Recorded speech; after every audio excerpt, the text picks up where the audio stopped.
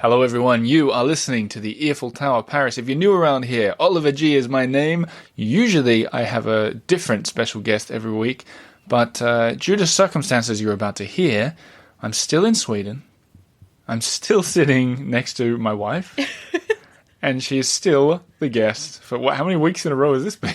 I stopped counting. Oh, goodness. Yeah, but I'm happy. You're happy to be here? Yeah. Well, I am too. And Yeah. we've got some fun stories to tell you guys and a look into the future, especially about where we're going to be living in Paris. Exciting. Very exciting. Very exciting. Mm-hmm. But first, just in case you're brand new here, I listened to a podcast the other day and they started off by saying, if you're new around here. And You're I was like, yes, I am. Thanking you. So if you're new around here, my name's Oliver.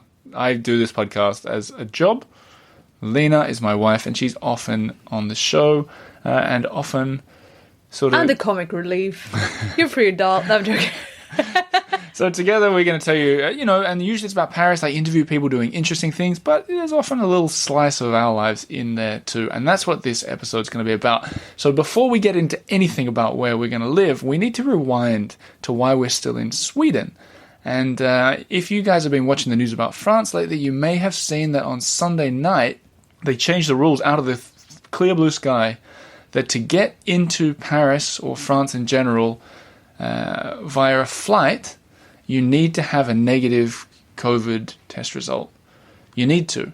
And here's a catch-22 for you. So we'd booked the flight for just after Sunday, but you need to have a test that says that you've been... The test needs to have been done 72 hours before. It takes 48 hours to get a test. It was impossible. No tests on a weekend. No tests on a weekend either. So the lovely people That's a nice equation for you. Anyway, it's the lovely Air France. Not sponsored by them, we can say it. Mm-hmm. They change your ticket for free, so we figured that out. But we also figured out the hard and expensive way that getting a technically an unnecessary COVID test, as in we're returning home to where we live, but we're not sick, is costly. Oh, yes. And painful. Ugh. So this is what we've been doing. The worst of all worlds. Oh, so we just did that. That's actually why this podcast is coming out a little bit late, because I want to see how it goes. But what did you think about the experience? Oh, tearful. Yeah. The tearful tower. The tearful hour. The tearful shower. The tearful shower. So, oh my God. Speaking of being a bit more personal, something you guys don't know about me is I have the most sensitive nostrils on the planet. Yeah. It's ridiculous. I'm a killer's nostril. if if I'm in some grass, I'll be sneezing. That's a fact. If I look at you? Yeah, Lina once glanced at me too quickly, and I thought she was looking at my nose, started sneezing. Yeah. I once heard someone say bless you to someone else, started sneezing. I tell you, once I got tear gassed in Paris when I was working as a journalist, you get secondhand smoke. Mm-hmm. I got secondhand tear gas, and I sneezed 50 times in a row.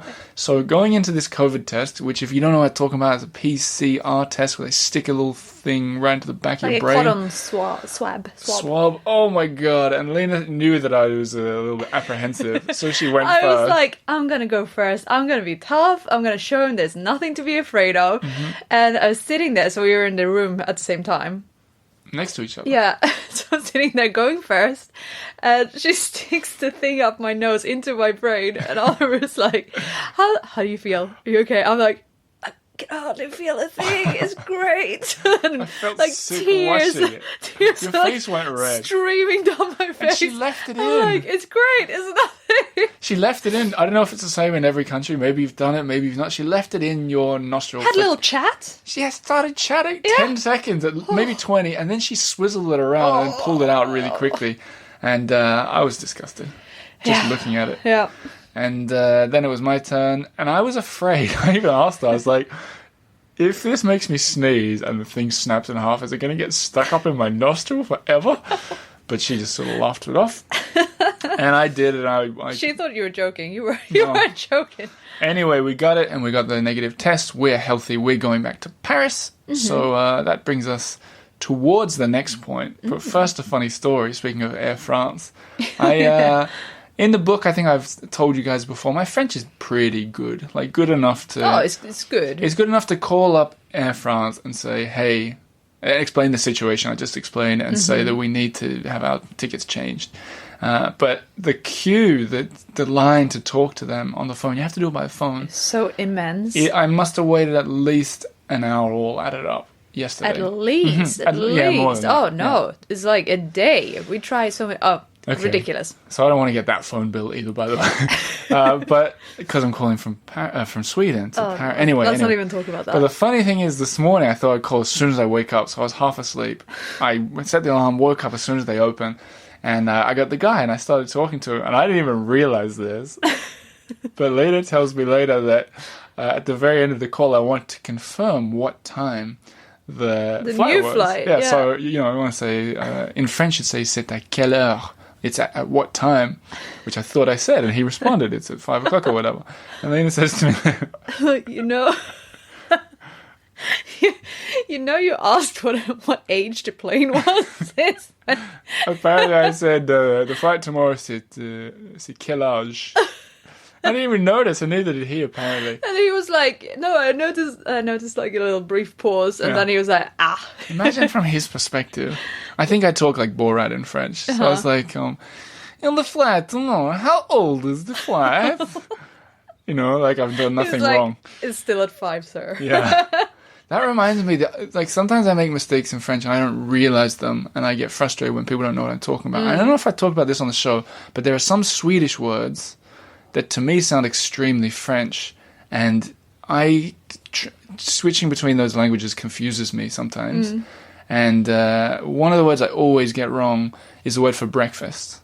Have we talked about this on the show before? Maybe. I don't know, maybe. So in French, as a lot of you guys surely know, the word is petit déjeuner. Little lunch, really. Petit déj. Yeah, petit déj is how cool people would say it. Oh, yeah. And, not us. No. Well, I don't even... I'll tell you what I say. For me, in the back of my mind, without thinking, my spontaneous thought that the French word is the Swedish word, which is in Swedish... Frukost. But that sounds really good to me in French. Frukost. Yeah, it's a nice rolling R there. Frukost. So I've done this many times. I go into a hotel, check in, I say... I was going to say, c'est quel âge? How old is your breakfast? How old is your Swedish breakfast? But I say, c'est à quelle heure le frukost demain? And I just look at them, and they look at me like I'm an idiot. Yeah. And if you're there, you think they're an idiot. Yeah, and I'm thinking... So everyone thinks everyone's an idiot. Yeah, and I'm thinking, how do you not understand my accent? I know I got an accent. How dare you? Yeah. And then they just look blankly, and you step in, and you say, petit déj. He means petit déj. Like the cool person I am. And there are a few. I think there's probably like 4 or 5 words that I always get say in Swedish first. So interesting. And they're all weird. Like, there's no connection between them. But yeah. Yeah. So hopefully the flight is new, the airplane is not too old, and we are going at 5 o'clock.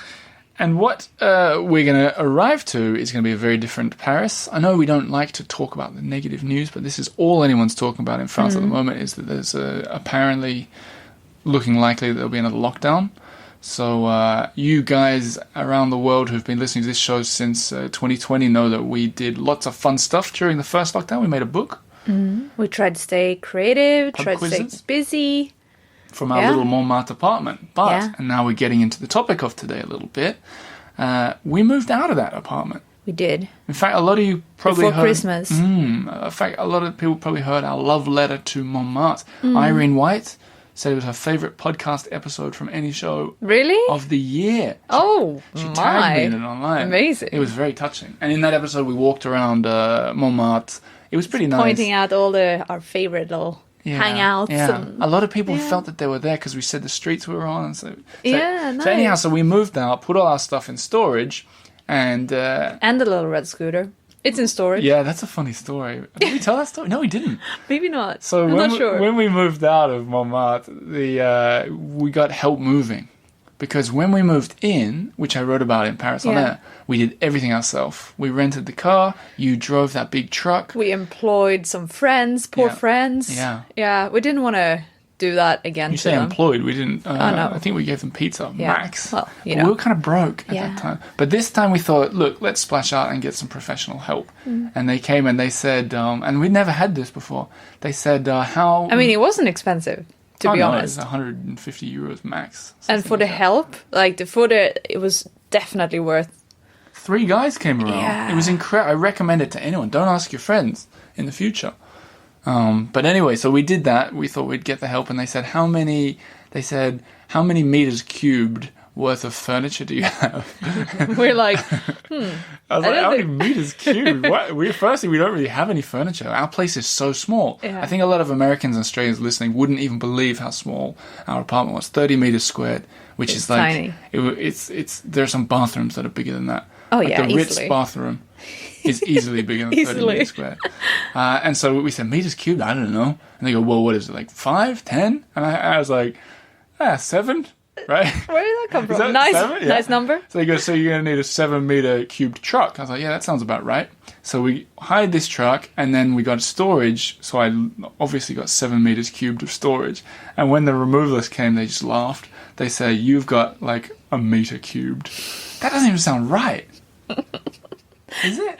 Yeah, because it was like high up to the ceiling as well. So that's right. they were like, this is ridiculous. So that's not a cubic meter then, is it? It's like a... No, it's it's like the like baseline, but then they... Anyway, Yeah. so it filled up like a tenth of the truck and a tenth of the storage, so much extra space that we could roll the scooter in.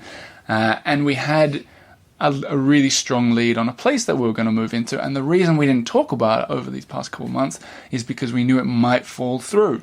Which it did. Which it has, Yeah. So we're in a really interesting position.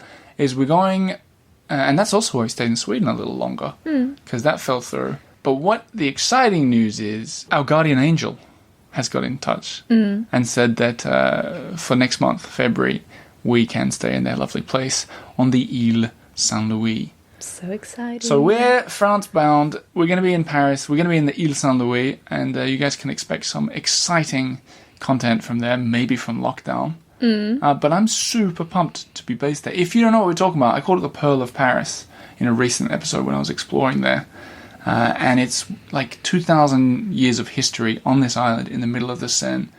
in central Paris. Central as you can get. It's there are 2 islands in Paris. Well, okay, more, but the 2 main ones. 2 natural islands. So there's the one with Notre Dame, Ile de la Cité. and this is the one right next to it.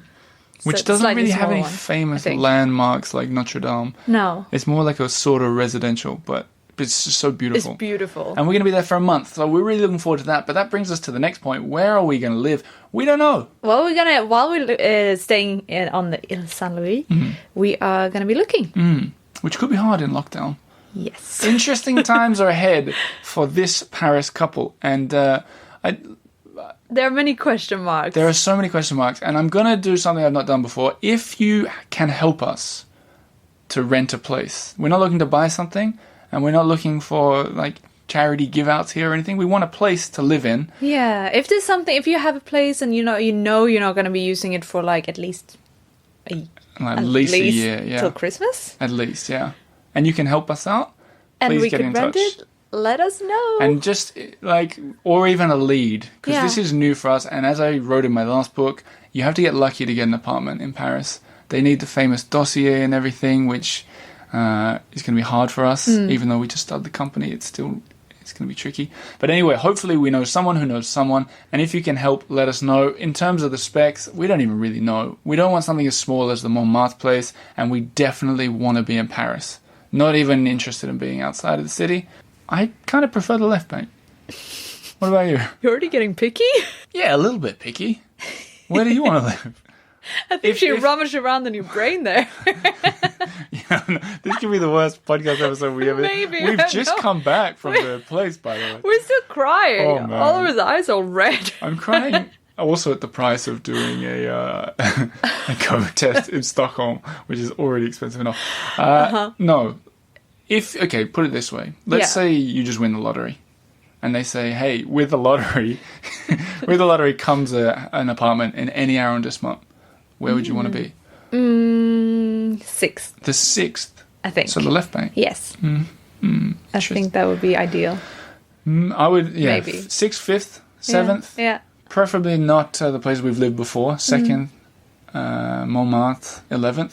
But I'm up for anything. But mostly, we want to Definitely. be where it happens because that's our job. That's my job and my career is sharing Paris. I want to do it from an interesting spot, like Hemingway's old apartment. Can we make that happen somehow? If I Definitely got some brain damage here. Anyway, look, the reason we made this little episode, and it's a bit of a shorter episode, is because I've been getting a lot of emails from people. Where are you moving?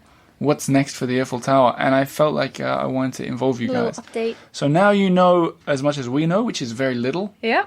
But that's... You can share our question marks. Yeah, share the question marks with us. But the reason I'm so mysterious with my answers is because we don't have one. No, we literally not yet. have our stuff in storage. Just think about this. We have our stuff in storage, heading back to lockdown in a temporary apartment with no fixed address. It could even be hard to get into Paris without a fixed address. We'll have to use our old one. So we're in it's a bit of an adventure. This is very weird. It's uncharted territory for us, but we thrive in these kind of situations. We've done it before. We're excited. We'll be fine. We're looking forward to it. But if you heard of something... Pity. No, don't want any pity. No pity. It makes me sick to think that it might even sound like that. But if maybe there's someone who's renting out a place. Exactly. Get in touch. It would really be helpful. And we're clean. We're clean? We're pretty clean. Oh, I thought you meant... I didn't even know what you meant by that. We are very tidy. No, we don't need to do all that. Get in touch if you guys know anything, and we'd love to talk to you. But look, in terms of things to look forward to, getting back in Paris, forgetting about you and me for a second. Yep. Personally, I'll tell mine, you can think of yours. I've been thinking about the bucket list that I made, which is where I listed 100 things to do in Paris. Many of which I already have done, many of which I haven't. I want to work through them. I'm particularly interested, especially if any Parisians are listening, in getting behind the scenes in places, like getting into the Opera House when it's closed. So if you happen to have connections to these places, like someone got in contact recently from the American Friends of the Louvre, and they said they wanted me to give a talk. Maybe that means I can get into the Louvre. These kind of things. If you're one of those people with access, that's what I want. I'm looking for those kind of stories in my life right now, and I'm planning on ticking off those bucket list items. What are you looking forward to? Oh, wow. I mean, I'm so excited to just be on Saint Louis for a month. A month. That's people's dream of that. It's going to be lovely to be so close to the Seine. Long walks by the beaches of the Seine. Do you say that? Beaches of the Seine? The banks. Banks, yes. Just being there. And I'm looking forward to start a new project together. You can say what it is, I think. Well, it's the next children's book, which is already on the way. I've written the text already. A new character. Yeah. Very different story. Very different, but also similar. Yeah. Similar sort of theme. So if you guys want to catch up on the last children's book, it's theeiffeltower.com/croc. That's where it is. If you want to get the memoir that I mentioned a little bit, getting close to me stopping talking about that. April coming up. Yeah, you better get it out. theeiffeltower.com/memoir. And the other thing that I wanted to say to you listeners is thank you. Because we passed a huge milestone in this podcast that I just want to take the time to address properly. 1.5 million downloads. That's huge. It is insane. And it's so good. And I wanted to properly acknowledge the million. In fact, some of you know already that I asked people to send in little voice messages, but at the time it happened, the world was in such a weird place that it felt really wrong to be going, hey, look at me, I got 1 million. But 1.5 million, I'll take that instead. And the reason for me that it's such a big deal, especially, you can do a YouTube video that gets 1 million hits in 10 seconds, right? As you podcast listeners know, it's hard to download an episode of a podcast. Yeah. Today, the lady who took the swab of my nose, she goes, what do you do for a living? I was like, I'm a podcaster. And she goes, oh, I'm not good at that stuff. I don't know anything about it. Yeah. So the typical person doesn't even know how to download a podcast episode. But we got 1.5 million here. So we got to be onto something good. So I'm totally grateful for you guys for joining this ride. But I'm also totally pumped about where this will go. Like... This is a real deal now. Don't you feel like energized? Yeah, I'm energized. So things are looking up, even though we don't have a home yet. Oh, no. Who cares? But we have a negative COVID test. Exactly. That's a start. We have really wonderful listeners. If you look at the Instagram and Facebook post I put out saying, yeah, we got a 1.5 million, and I wrote at the end, what's your favorite moment from these past so you could years? Learn. Yeah, and people wrote their favorite episodes. So if you're new... you can go back and look for all those kind of things. Really good place to start. And just the community is great. Yeah. So, it's a nice bunch. And we'll finish on this note. If you are in the member community, and I'm very excited about this too. There's a cool event coming up. No date yet, because I've been gathering intel for it. I don't know how much you know about this yet, Lina. Well, tell me. So the show and tell is where people who have interesting Paris items share their items with the group.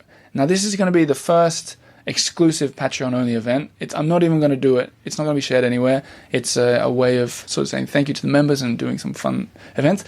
And people have been sending in their items. You show me a few of them, and they really, what I love is that they're so different. They're super, and like, it's not just a typical thing, it's just everything. It kind of sounds like we're purposely amazing. teasing, but the whole point is I don't want to reveal what they are, because that's kind of the fun of it. That's the point of the whole event. But I want to talk just briefly about the latest one that's come in that's going to feature.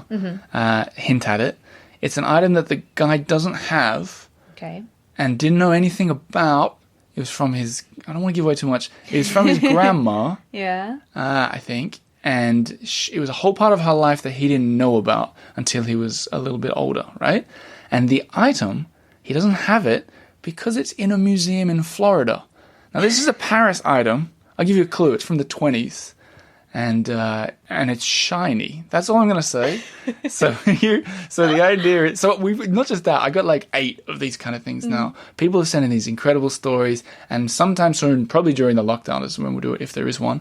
But anyway, from Ile Saint Louis is I'm gonna have a show and tell event, and these people are gonna go, hey, my name's Steve, and I've got this to show you. So, if you are enjoying the show and you want to take the next level, jump on patreon.com/The Earful Tower. That's how all this exists.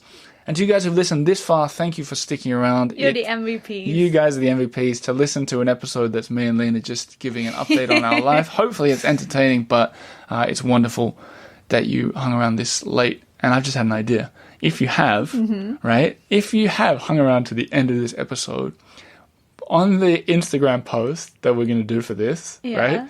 Put in your comment, very subtly, don't just make it obvious, put a fruit emoji in there. Like a banana, I don't even know what they got, like a pineapple. So be like, oh, this is wonderful, pineapple.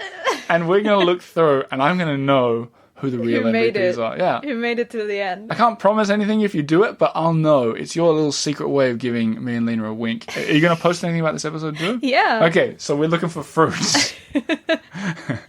Mixed fruit salad. Yeah, big fruit salad at the end. Okay, guys, that's enough messing around. You guys have stuff to do, and so do we. We got a pack for a month on the Pearl of Paris. I'm excited. Me too. Yeah. And you guys, we're excited to take you with us. Let's do it.